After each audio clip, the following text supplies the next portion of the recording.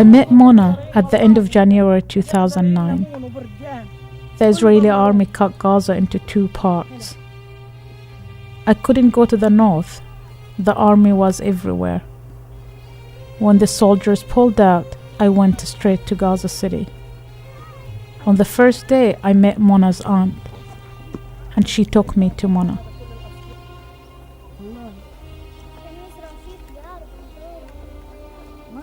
كانت من ضمنهم معاهم.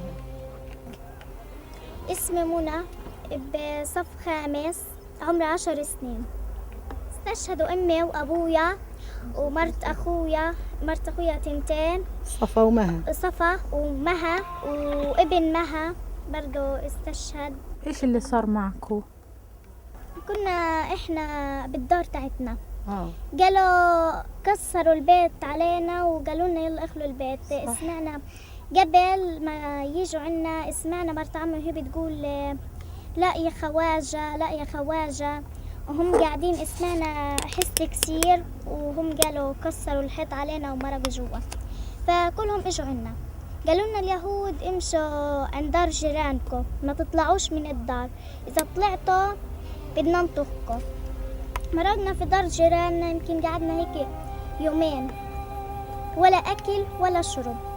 ابن عمي وجارنا، ابن عمي هو محمد وجارنا هو حمدي، طلعوا عشان يجيبوا حطب يعملوا خبز صاج للصغار عشانهم بعيطوا بدون أكل ولا شرب.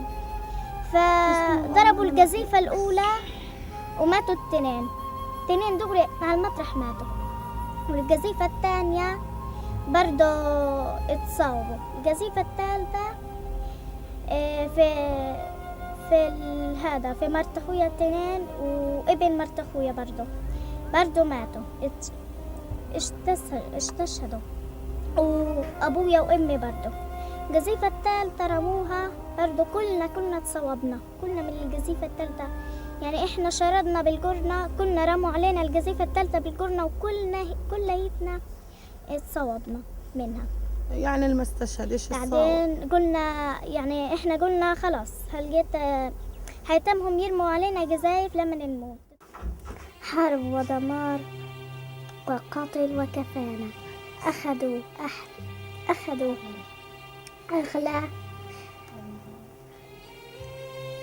أغلى حبيبين على قلبي، ماما وبابا. هي أمي، هذه أمي لما استشهدت، وهي أبويا برضو استشهد. هي عمي رشاد، هي مرت عمي برضو رشاد، هي بنت أخويا عزة.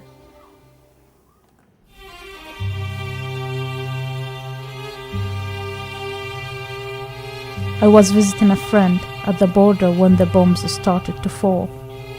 We ran out of the house to see where the sound coming from.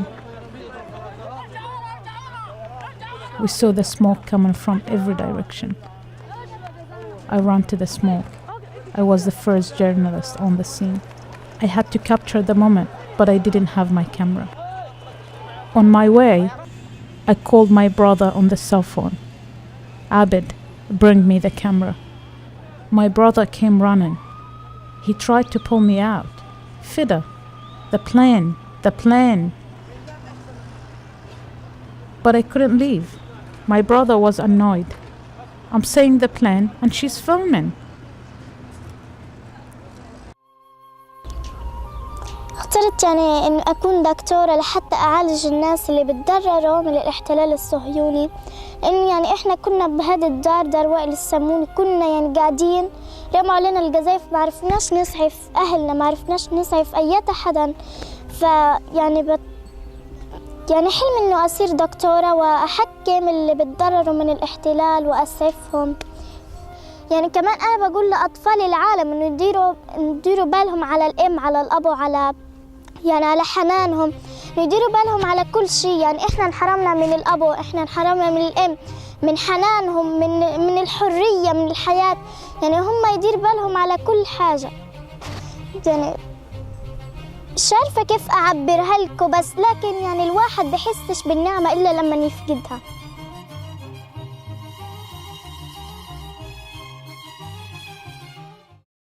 يعني أحلامي إنه Me and Mona have our يكون own عندي يعني weapons. غرفة مثل هاي. Mona has her markers, I have my camera. يكون عندي كمان يعني كمبيوتر حتى أراسل الناس اللي برا.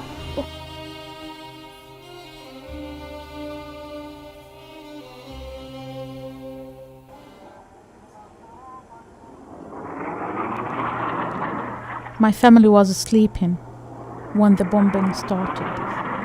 The house was shaking. I couldn't tell where the explosions were.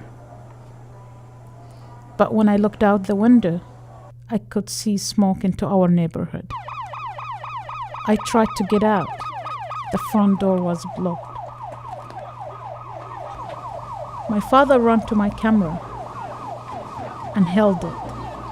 He was thinking, now I have the camera, she won't be able to go out. I jumped from the window and gave a sign to my sister. My father put down the camera to come after me. My sister grabbed the camera and passed it to me through the window. I landed in the olive grove and ran to the scene.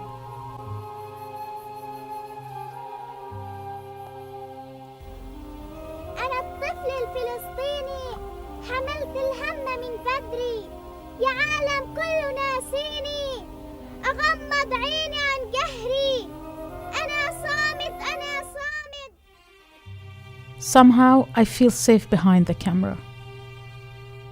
Because I know if I'm shot, my camera will capture the bullet that kills me.